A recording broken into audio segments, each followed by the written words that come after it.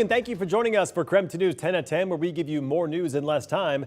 Let's get started. It might be the night before Thanksgiving, but with the weather we've been seeing lately, you'd never guess it's late November. Let's get right to meteorologist Michelle Boss for more on what we can expect tomorrow and into the weekend. Michelle? Yeah, last year at this time, we had a couple of inches of snow on the ground, but we are snow-free on this Thanksgiving. And looking at dry weather for the Thanksgiving weekend, whoops, pressed the button too fast. Satellite and radar showing a few clouds moving across the region, but no rain or snow. We had a little bit of a sprinkle early this morning, and that was about 5 o'clock in the morning. That is long gone. I could see a few clouds tomorrow morning, but should clear out for the afternoon. And again, looking at an overall dry day. And if you have to do some traveling still across the area, mountain passes, no problems there either. Sunny skies across the Cascades for Thursday and Friday. Lookout Pass looking great. Sherman Pass, no problems, no rain or snow. Temperatures are falling below freezing in many spots, in the 20s in Deer Park and Sandpoint, and now 31 in Spokane. A little bit warmer in Coeur d'Alene, 35 degrees there. Dry weather expected overnight. We should bottom out in the upper 20s, and again a few morning clouds, but then afternoon sunshine,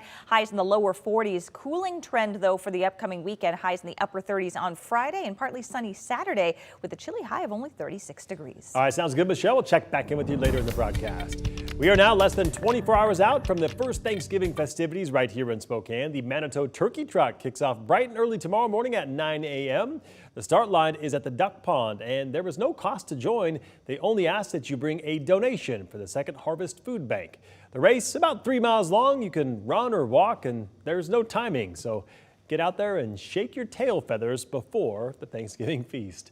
And we have some bad news for anyone that procrastinated their Thanksgiving shopping. You are pretty much out of luck when it comes to grocery stores tomorrow. Most big box stores like Walmart, Target, and Costco will be closed tomorrow, but some of the smaller chains like Safeway and Fred Meyer will be open with limited hours. And just like every other federal holiday, the post office and all government offices will be closed tomorrow. And a quick video to remind you just how dangerous it can be to prepare a turkey. This is a fire department based in Nevada showing how not to deep fry a turkey and what can happen if you're not careful. To get this kind of reaction here, the firefighters overfilled the fryer. They say if you do decide to deep fry the turkey, it must be completely thawed, and you should always have an eye on that fryer no matter how exciting the football game gets. Other news tonight, a man who has maintained his innocence for the past 2 years has been found guilty in the murder of a 15-year-old boy. KREM 2's Kyle Simchuk just spoke with the victim's sister, who says sitting through this trial has not been easy. Kyle? Well, her brother Preston was a freshman at University High School. He was shot to death outside an apartment in 2021. Stephen Yoler pulled the trigger, but isn't the only person awaiting sentencing. Funny, goofy. He just do teenage stuff. That's how Nicole Dragoric still remembers her 15-year-old brother Preston, nearly 2 years after he was murdered. It was very emotional and it was very tough, especially Preston being my only sibling. Preston received a message over Snapchat in March 2021 from his friend, 17-year-old Daisy Red Thunder. Court documents show she wanted to buy a vape pen and lured him out of a Spokane Valley apartment. Daisy wasn't there, but her boyfriend, Stephen Yoler, was and shot Preston to death. Yoler and his girlfriend were arrested shortly after the murder. She pleaded guilty last May to rendering criminal assistance and conspiracy to commit first-degree assault. Yoler, now 21, has maintained his innocence for years, even during a jailhouse interview with KREM. If there was surveillance video that showed me at the crime, they would have grabbed me a lot sooner than over in a month and a half. Police say Yoler told his girlfriend he shot Preston 6 times and claimed the 15-year-old was going to kill him and put money on his head. He just tried justifying the fact that he murdered a child, and that's sick to me. Preston's sister sat through the trial and says Yoler lied repeatedly. His girlfriend testified against him. I feel like she did have some remorse, considering Preston was her friend. Jurors found Yoler guilty Tuesday of first-degree murder. It was a big relief for Preston's family. He deserves life. Me and my family, we just want to thank the jurors. We didn't get a chance to thank them before they left the courthouse. We just want to say thank you. Yoler is scheduled to be sentenced in December. His girlfriend remains in jail as well. Her sentencing is scheduled for February. In the studio, Kyle Simchuk, KREM 2 News. Kyle, thank you very much. Also new tonight, the Spokane County Prosecutor's Office will not pursue charges against a bail bondsman who shot and killed a handcuffed suspect back in September. The bondsman had handcuffed the victim, Chris Smith, who you're seeing right here, for jumping bail on a residential burglary charge. There was a struggle, and that's when Smith was shot multiple times. After the investigation, things like self-defense were taken into consideration, and with what was presented, they determined criminal charges were not the right course of action. We are working to confirm more details about this case. We'll bring a full breakdown just as soon as we do. One person is dead, another injured after a crash on westbound I-90 near Sprague. Both victims are from Spokane County.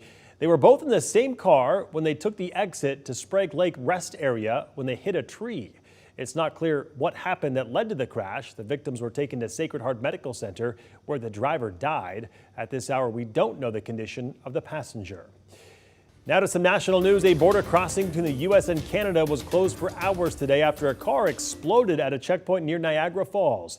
Just within the last hour or so, we learned that the FBI concluded their investigation, and they say no terrorism connection was found.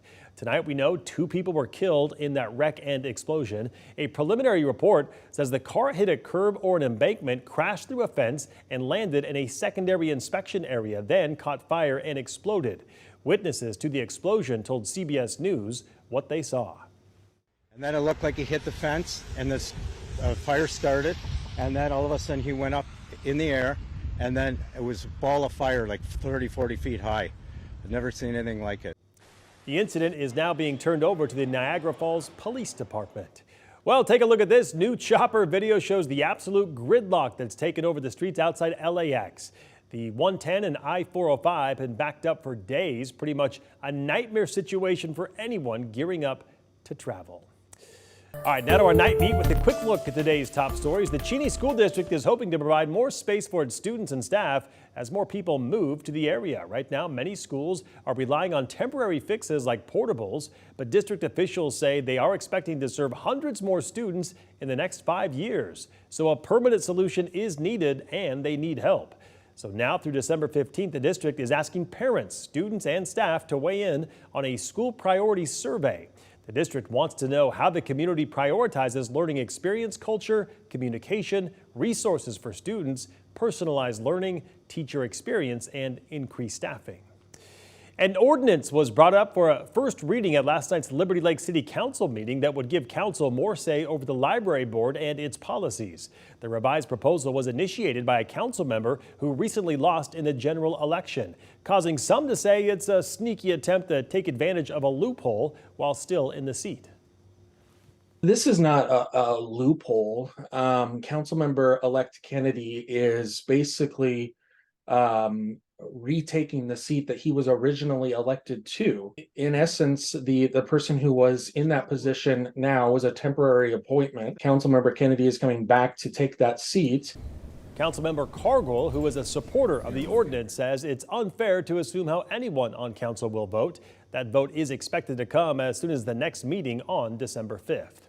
Idaho's Attorney General is asking the United States Supreme Court to get involved in the fight against the state's abortion ban. That ban went into effect last year. Since then, it was paused, put back into effect, and then paused again, which is where it stands now. A hearing on this latest pause is set for January. The AG's office is now asking the Supreme Court to allow the law to take effect until that ruling is made. And that was your Night Beat. To learn more about any of these stories, just head to our website. That's KREM.com. And that was your KREM 2 News 10 at 10, where you get more news and